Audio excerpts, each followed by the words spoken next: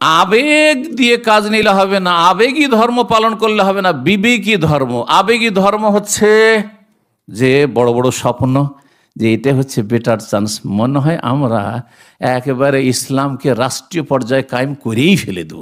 এদিকে তৌহিদের খবর নেই, সুন্নতের খবর নেই, সমস্ত বাতিল ফিরকা, সমস্ত বিদাতিদের সবাই কিনে জগা খিচড়ি ঐক্য করতে যাচ্ছেন। এরকম কোনোদিন জগা খিচড়ি ঐক্য হয়েছে?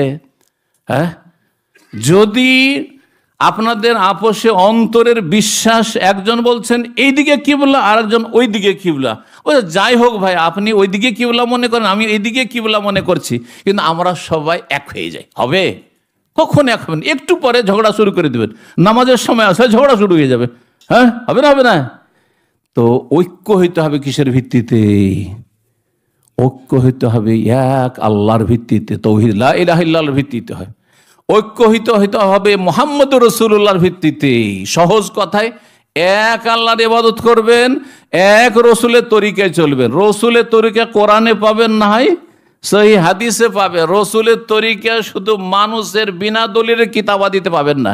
ধর্মীয় পুস্তক, এ নিয়ামুল কোরআন, তো এ মকসুদুল মোমিনিন, এতে ধর্ম পাবেন না। আপনি ধর্ম পাবেন কোরআনে কারিমে, ধর্ম পাবেন হাদিসে, ধর্ম পাবেন কোরআন সুন্নাহ ভিত্তিক দলিল দিয়ে, রেফারেন্স দিয়ে, বরাত দিয়ে যেসব কিতাবাদিগুলো লেখা হয়েছে অথেন্টিক, তাতে আপনি দিন ধর্ম পাবেন।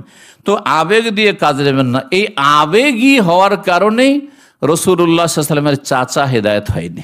জানেন তো রাসূলুল্লাহ চাচা, যার জন্য সারা জীবন চেষ্টা করেছেন রাসূলুল্লাহ সাল্লাল্লাহু আলাইহি ওয়াসাল্লাম হেদায়েত করার জন্য, কিন্তু তাকে হেদায়েত করতে পারেননি।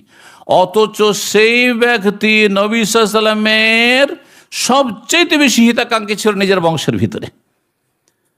কে সে? আবু তালেব।